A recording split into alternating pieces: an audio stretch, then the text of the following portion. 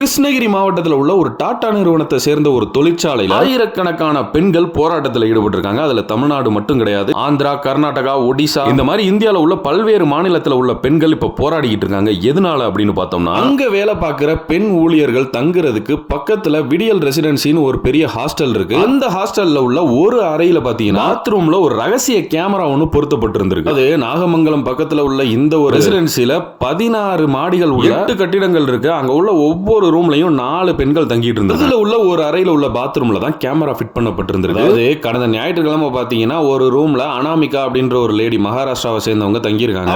அவங்க தங்கி இருந்த ரூமுக்கு கழிவறைக்கு போயிருந்திருக்காங்க. அப்ப ஏதோ மின்ற மாதிரி பாத்திருக்காங்க. அது என்னன்னு பார்க்கும்போது அது ஒரு ரகசிய கேமரான்னு தெரிஞ்ச உடனே அனாமிகா என்ன பண்றாங்க, அவங்க கூட தங்கி இருக்கிற நீலுகுமாரி குப்தா அப்படின்ற இந்த லேடியை இந்த மாதிரி கேமரா இருந்துச்சு அப்படின்னு சொன்ன உடனே நீலுகுமாரி குப்தா உடனடியா அந்த கேமராவை வாங்கி ஜன்னல் வழியா வெளியே தூக்கி வீசிடுது. அனாமிகாவுக்கு இன்னும் சந்தேகம் போல வேற எங்கேயாவது கேமரா இருக்கான்னு தேடும் போது கட்டிலுக்கு கீழே இன்னொரு கேமரா டிவைஸ் இருந்து எடுத்துட்டு போய் விடுதியோட காப்பாளர் சரிதா கிட்ட கொடுத்திருக்காங்க. அதுக்கப்புறம் வந்து சரிதா கிட்ட அனாமிகா அந்த மாதிரி சொல்லிக்கிட்டு இருக்கும் போது நீலுகுமாரி குப்தா எங்கிட்ட ஜன்னல் வழியா தூக்கி போட்டுச்சோ அந்த கேமராவை அதுவே போய் எடுத்து இருக்கு. அதோட நடவடிக்கையெல்லாம் பார்த்துட்டு அது மேல டவுட் ஆகி அதை பிடிச்சி உட்கார வச்சு விசாரிக்க ஆரம்பிச்சிருக்காங்க அந்த ஹாஸ்டல்ல. அப்ப அந்த நாரப்பயமா ஒன்னு சொல்லி இருந்திருக்கு. அதுதான் அங்க ஒரு ட்விஸ்ட். அதோட காதலன் கர்நாடகா மாநிலம் பெங்களூரை சேர்ந்த சந்தோஷ் அப்படின்றவன் தான் அந்த கேமராவை அந்த இடத்துல ஃபிட் பண்ணவே சொல்லி இருந்திருக்கேன். வந்து என்ன சொல்லி இருந்திருக்கேன், பாத்ரூம்ல ஒன்னு வை, பெட்டு கீழே ஒன்னு வை அப்படின்னு சொல்லி இருந்திருக்கேன். அந்த கேமராவை இது வந்து ஷூக்குள்ள மறைச்சு பேக்குள்ள மறைச்சு இது வந்து ஹாஸ்டலுக்குள்ள எடுத்துட்டு வந்து இந்த மாதிரி ஃபிட் பண்ணிருக்கு. அதோட மட்டும் இல்லாம அந்த கேமராவோட அந்த ஃபுட்டேஜ் எல்லாம் வந்து அவன் மொபைல் மூலமா ஆபரேட் பண்ணிக்கிறான். இதை கேட்ட உடனே எல்லா பெண்கள் அங்க தங்கி இருக்கவங்களுக்கு எல்லாம் ஒரே ஷாக்கு. ஆனா அந்த காப்பாளர் சரிதா இருக்கு சொல்லியிருக்கு, இதை பத்தி யாருமே எங்கேயும் வாயை திறக்காதீங்க, இதை பத்தி நடவடிக்கை எடுப்போம் அப்படின்னு சொன்னதுல அங்க தங்கி இருக்கிற பெண்களுக்கு நம்பிக்கை இல்ல. அவங்க ஒரு வாட்ஸ்அப் குரூப் மாதிரி ஆரம்பிச்சு நடந்ததெல்லாம் பாத்தீங்கன்னா